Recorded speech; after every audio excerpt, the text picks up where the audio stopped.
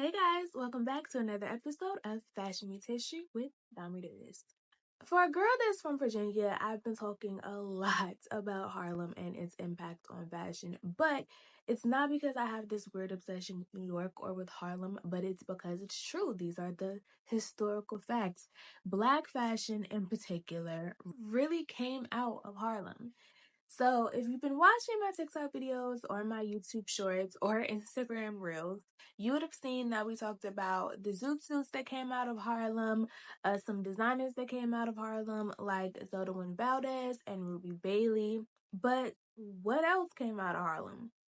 Well, the iconic flapper style, cloche hats, the onset of women embracing men's clothing into their traditional forms of dress. Although we attribute the Harlem Renaissance with Black culture and Black fashion in particular, there was a unique blend of Black culture influences as well as European influences. For example, adding men's clothing into what traditional women wore through shorter hemlines, trousers for females, and even occasionally blazers and suit jackets was a European phenomenon that stemmed from designers like Chanel. There was also a lot of intense and intricate beading and pearls. Many flapper dresses were often draped in pearls, or the plunging necklines were covered by pearls, a trend that we're starting to see again or have seen between 2023 and 2024.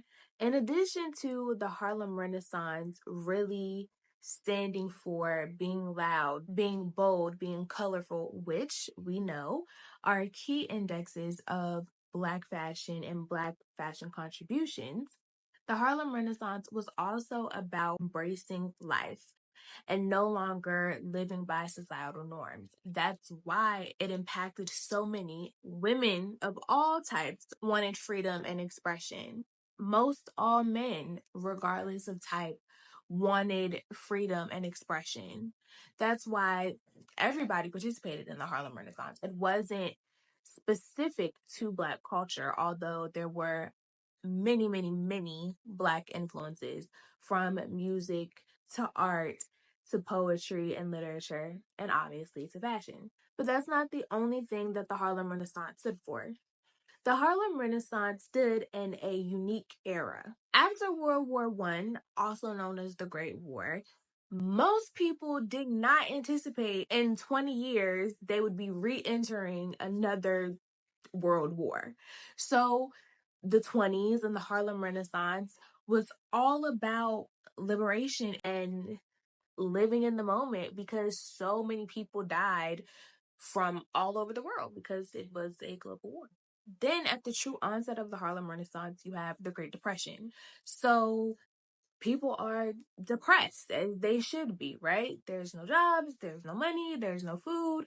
But somehow people took that and made this great cultural moment and revolution. And if we dig deeper into that, we can make assumptions as to why that was for Black people and Black culture.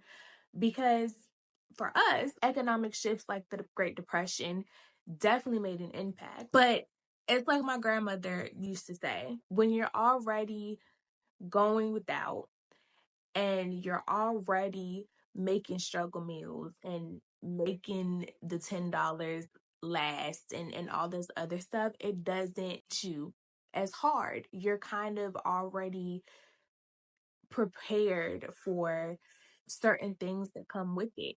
And I don't know if that's a good thing or a bad thing, but so they were able to make lemons out of lemonade and give us one of the greatest cultural revolutions since probably the actual first Renaissance after the Middle Ages. I have loved uncovering all of the fashion influences from the Harlem Renaissance. I hope you guys have too. Be sure to check out the shorts and TikToks and reels about all of the contributors to Harlem Renaissance fashion, and stay tuned for more Fashion Meets History with Domii as we continue the book Black Designers in American Fashion.